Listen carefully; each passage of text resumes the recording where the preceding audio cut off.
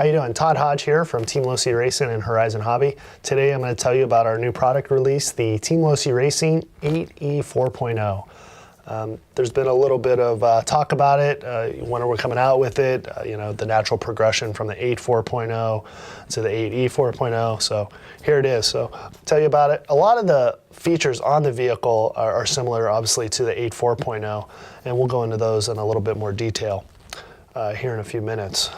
First off, I'd like to just start by talking about some of the major differences that are quite a bit different on the 8E 4.0 than the 8 4.0.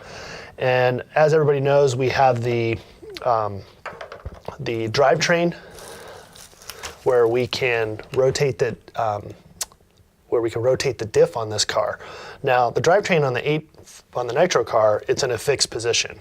Well, what we did on this one is we actually made the drivetrain adjustable on this to reduce the dog bone angle and then to also put the dog bone angle back in. So right here, you'll see that the motor is kind of at an angle here and the diff is shifted over. So basically it's at 4.5 degrees shift over, and you'll see that the dog bones are relatively equal angle. So what that allows it to do, like on the Nitro car, creates a better power bias bleed when you get on the power. Now with this car, so you're actually able to put the diff back into the 0 location. So this whole assembly will rotate back into the 0 degree position, and you'll see a plate here on the bottom of the car, and that plate gets changed from the 4.5 to the 0 degree. Now when you build the kit, it's going to be at the 4.5 degree, and then the optional plate for 0 degree will be in the spare parts bag. Now why would you want to run the different variations? I'll get into that. So essentially what it does, like I said earlier, the power bias is much more balanced from front to rear when you're running at that 4.5 degree diff angle. When you run the 0 degree plate on the bottom of the chassis and you have the rear dog bone going straight and more angle on the front, it basically puts more power to the rear end and a little less, not as much power to the front end. And what that does, it almost acts somewhat kind of similar to a one-way system. And the vehicle actually will steer in a little bit more. So maybe on a tight, twisty track, you'll run the 0 degree where you want that turn in, but then on a big, larger outdoor track, you'll probably want the 4.5 degree. And then it kind of goes back to, you know, what type of driver are you and what do you like out of a car? So that pretty much sums up the drivetrain and the changes we made there. We're pretty excited about that and what that does and the tuning option it gives to all the racers out there. Another tuning option that we gave on this car is the the 2 different battery and speed control locations. So now you can run the battery forward with the speed control in the back, or you can move the battery tray to the back of the car and the speed control in the front. It all just depends where you want your weight bias.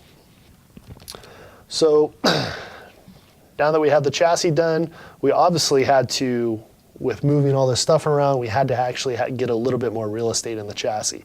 So this car is a touch wider than the 8E 3.0. And that's fine. During testing, we found that the wider weight bias actually made the car a little bit more consistent, a little bit more easier to drive. So those are the big changes to the 8E 4.0. I'll talk a little bit here now about some of the changes that are basically, call it 4.0-ish. That includes all the drive boots on the CVAs, on the front and the rear. One thing we did not include the CV boots for the dog bones for the front or rear. So just know that on the Nitro car, we have the boots in there, but on the 8E 4.0, those boots are not on this car. We also have the 8 4.0 spindle and spindle carrier. We also have the 8 4.0 hubs. So as you know, the hubs and the spindles also have the bigger, larger outer bearing, the 8x16. Now we're going to talk about the shocks. On the 8E 4.0, much like the 8 4.0, it has basically the same shock system. So what we've changed there is we added the new bushings into the shock caps, so you don't have to worry about wearing out your shock caps and you can easily replace the bushing. It also comes with the machined pistons, front and rear, and also the machined bushing with the XO rings. Another change we made, obviously, is the bleeder shock cap. So when you run emulsion shocks, it allows you to pop out that screw, easily bleed the shock. The vehicle comes built with the bladders inside, and then the O-rings are available separately, which are included in the vehicle for the emulsion shocks. Now we're going to talk about the drivetrain. We talked a little bit earlier about the CVAs having the boots. On this vehicle, we did not put the boots on the drive shafts. You could probably fit them on as an option part. They will interfere a little bit with the chassis braces, so we'll leave that up to you on what you want to do. This vehicle also comes with the little bearing spacers in between the pinion gear bearings, so no more worrying about your mesh and setting your backlash. Just pop those in, put the bearings on, put your coupler on, tighten it down. Everything's set automatically for you. So nice little, makes it a little easier to build your vehicle.